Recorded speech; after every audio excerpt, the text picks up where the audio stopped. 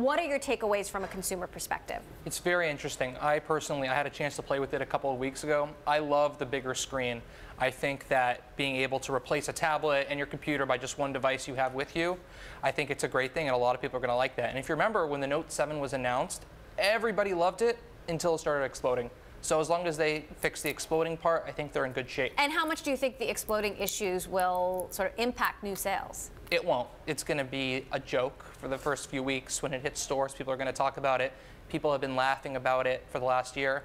But I think in the end, Samsung's going to be laughing all the way to the bank. Selena, you were at the event. How did Samsung sell this new phone? Did they refer to any of the drama from last year? There was a lot of excitement at the end, a gigantic line waiting to get in hours before the event. And at the very start, they actually addressed the exploding smartphone issue. There wasn't laughter yet. They addressed it with a sense of gravitas. DJ Ko went out there, an executive at Samsung, and said, we will never forget what happened, but we thank our fans for helping to inspire us and move us forward. So a really big part of the presentation, the event, was focusing on the Note loyalists, the people who stuck with the phone even after it exploded and came back and were excited to buy the Note 8. So there was definitely a lot of excitement, and from the people I spoke to there, it seems like they emphatically think that Samsung has mostly gotten over the debacle of last year.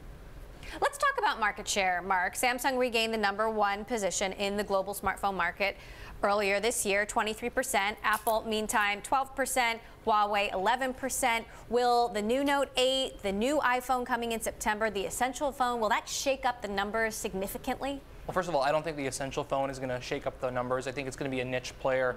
You've seen some of the smaller Chinese makers, OnePlus, Oppo, they're playing in that same game. I think Essential will be happy with that. They're probably not even going to get a single percentage point. Apple, these Chinese makers, to your point, Xiaomi and Huawei, they're right on Apple's back. Maybe they'll cross them, maybe they won't. We'll see. The iPhone's going to be constrained for the first few months of the launch, the premium model that is. But I think we're going to get a good indication of where the Apple versus Samsung fight's going to be, probably in around 6 months' time. Selena, what are we seeing in terms of current estimates for sales of the new Samsung phone?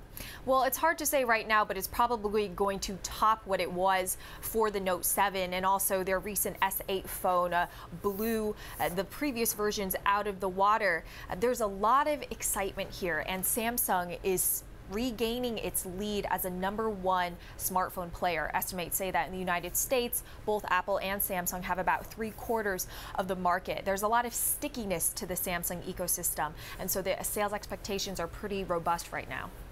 We talked a little bit about this yesterday, Mark, but remind us where Samsung has the edge in terms of the actual features as compared to what you're expecting with the new iPhone. That's a good question, and I think that's something not a lot of people understand. Samsung is heavily vertically integrated. So they're first with a lot of stuff. Apple was really ahead in chips, but Samsung has been ahead of the pack in some chip-related things too. Of course, the biggest things, and I hate to say this, the battery. They make some of their own components for batteries. They sell to Apple. They make displays, so they make their own screens. They also make Apple's screens. If I was in charge of Samsung, why would I want to give my biggest competitor that much priority in terms of the screens? I would want them in my products first. That's why you see all these advanced screen technologies appear in the Samsung devices even 3 and 4 years before you see it in an iPhone. And Apple has been taking steps to sort of minimize its dependence on Samsung. Selena, what are customers most excited about?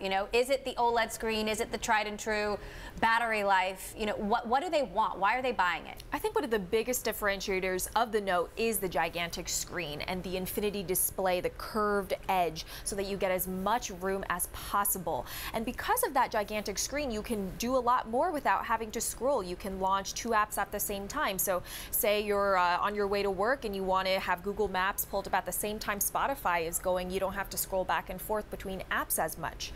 There's also the dual camera lens on the back so that you can take more professional looking photos. Consumers were very excited about that at the event. It means you can have the soft focus and focus more on the figure that you were trying to take the photo of. And the other big differentiator here is that stylus. It means that you can write and draw on your phone like you're holding a pen and pad. And those are the main things that the consumers were most excited about at the event.